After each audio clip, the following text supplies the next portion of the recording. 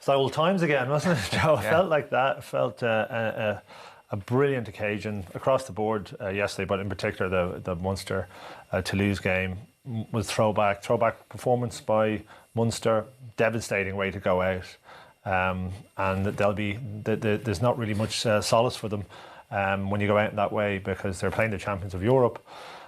They delivered a great performance, not a perfect performance, but that's not to be that's maybe the bar a little bit high, and very fine margins away from winning that game. Your read on the knockout stages just far? Yeah, I think they've been really good. I think the competition probably needed this. It was under a little bit of pressure over the last few years. And it's fickle because the fan can fall out of love with the competition very easily. So I think the two-legged in the quarterfinal, the last 16 was really good. It added to the occasion as well. And, good to see Munster back at a level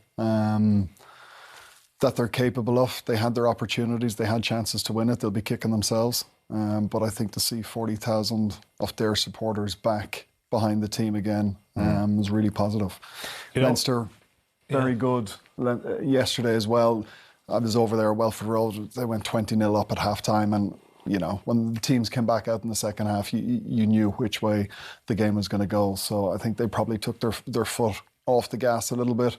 Leicester didn't really trouble them at all too much. It's a sort of strange competition, this. It's slow, and then really fast, isn't it? Like, we've got a turnaround in 7 days, 6 days before. We've got a semi-final, a quarter-final the week before, and then a final 2 weeks after. It's almost at this point you want things to slow down and take a little bit of breath, and everyone get the emotions under control, but straight into it again. And and prior to this, there was a big lead in. You got a competition before Christmas. You've got the break during the Six Nations. You had a two-legged last 16. So it's an unusual competition, but we're right at the business end of it, and we're seeing the big teams come out and perform.